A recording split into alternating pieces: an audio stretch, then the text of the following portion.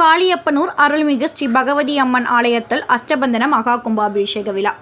கரூர் தாந்தோன்றி கிராமம் காளியப்பனூர் பகுதியில் குடிகொண்டு அருள் பாலித்து வரும் அருள்மிகு ஸ்ரீ பகவதி அம்மன் ஆலயத்தில் அஷ்டபந்தன மகா கும்பாபிஷேக விழா சிறப்பாக நடைபெற்றது. இந்நிகழ்ச்சியை முன்னிட்டு கடந்த 2 நாட்களுக்கு முன் காவேரி கொடுமுறை ஆற்றிலிருந்து தீர்த்தம் கொண்டு வரும் நிகழ்ச்சி நடைபெற்றது. அதைத் தொடர்ந்து முதல் கால யாக வேள்வி, 2ஆம் கால யாக வேள்வி, 3ஆம் கால யாக வேள்வி என 4 கால யாக வேள்வி நடைபெற்றது. பின்னர் இன்று யாகசாலையில் பூஜிக்கப்பட்ட புனித தீர்த்த கலசத்திற்கு மகா தீபாராதனை காட்டிய பிறகு மேலத்தாளங்கள் வான வேடிக்கையுடன் பூஜிக்கப்பட்ட தீர்த்த கலச குடத்தை ஆலயத்தின் சிவாச்சாரியார் தலையில் சுமந்துவாறு கோபுரம் கலசம் வந்தடைந்தார். அதைத் தொடர்ந்து கோபுர கலசத்திற்கு பூஜிக்கப்பட்ட புனித தீர்த்தத்தால் மகா கும்பாபிஷேக விழா நடைபெற்றது.